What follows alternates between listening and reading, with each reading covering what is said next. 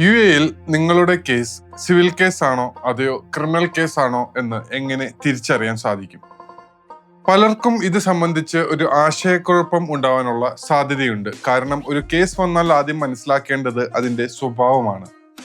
Civil case സാധാരണമായി വ്യക്തികൾ, കമ്പനികൾ അല്ലെങ്കിൽ സ്ഥാപനങ്ങൾ തമ്മിലുള്ള സാമ്പത്തിക ബാധ്യതകൾ, കരാർ ലംഘനം, പണം തിരികെ ലഭിക്കൽ, വാടക തർക്കങ്ങൾ, നഷ്ടപരിഹാരം തുടങ്ങിയ കാര്യങ്ങളുമായി ബന്ധപ്പെട്ടതാണ്. ഇതിൽ പ്രധാനമായും ഒരു തർക്കം പരിഹരിക്കാനും നഷ്ടപരിഹാരം അല്ലെങ്കിൽ തുക ഈടാക്കാനുമാണ് നടപടികൾ സ്വീകരിക്കേണ്ടത്.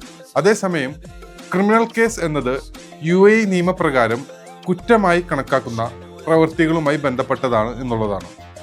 ഉദാഹരണത്തിന് തട്ടിപ്പ്, മോഷണം, ആക്രമണം, സൈബർ കുറ്റകൃത്യങ്ങൾ, വ്യാജരേഖകൾ തുടങ്ങിയ കേസുകൾ ക്രിമിനൽ നടപടികളിൽ വരാം. നിങ്ങളുടെ കേസ് ഏതാണ് എന്ന് തിരിച്ചറിയാൻ ചില കാര്യങ്ങൾ പരിശോധിക്കാം. കേസ് നമ്പർ നോക്കുക. അത് സിവിൽ, ക്രിമിനൽ, എക്സിക്യൂഷൻ തുടങ്ങിയ വിഭാഗത്തിൽ ആണോ എന്ന് വ്യക്തമാക്കും.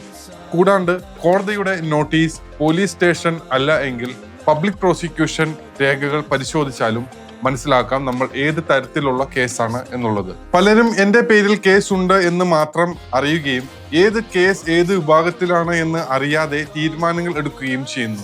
ഇത് അപകടകരമായ ഒരു പ്രവണതയാണ്.